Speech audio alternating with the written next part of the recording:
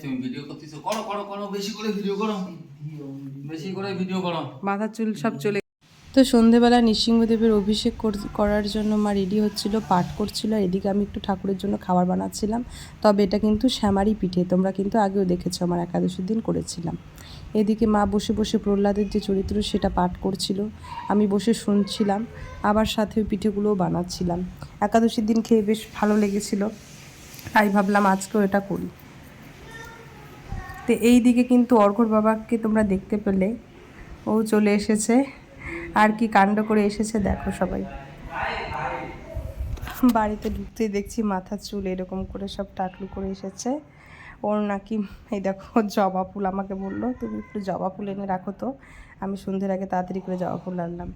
ওর নাকি মাথার সব চুল উঠে যাচ্ছে, ও অল্প বয়সে মাথা টাকলু হয়ে যাবে, ওই জন্য ও ন্যাড়া করে ওর মাথার মধ্যে এই জবা ফুল দেবে, এটা সেটা দেবে, দিয়ে নাকি ওর চুল ভালো করে গজাবে। দেখো কাণ্ড। এইদিকে দেখো পিঠেগুলো দুধ দিয়ে জাল দিয়ে দিয়েছি, আর অল্প একটু রেখে দিয়েছি অর্ঘ্যকে রাত্রে দুধ ভাত খাওয়াবো বলে। তো মা পাঠ করতে করতে একটু ক্লান্ত হয়ে গেছিলো, মার শরীরটা বেশ ভালো না। তো মাকে বললাম তুমি অভিষেকের জোগাড় করো, আর আমি বসে গেছিলাম পাঠ করতে। নিধন করো হইয়া সত্তর, কুলের কণ্টক এই শিশু দুরাচার, এই শিশু দুরাচার অবিলম্বে দুরাত্মারে করহ সংহার, রাজার বচন। তো দু একটা গুরুদেবের অনুষ্ঠান ছিল, নেমন্তন্নও ছিল। এই নৃসিংহদেবের অভিষেকের জন্য ঠ্যাঙ্গাপাড়াতে একটা অনুষ্ঠান ছিল, আবার আমাদের কালীতলাতেও ছিল অনুষ্ঠান। তবে শরীরের অবস্থা খুব একটা ভালো ছিল না, সেই জন্য আর কোথাও যাইনি।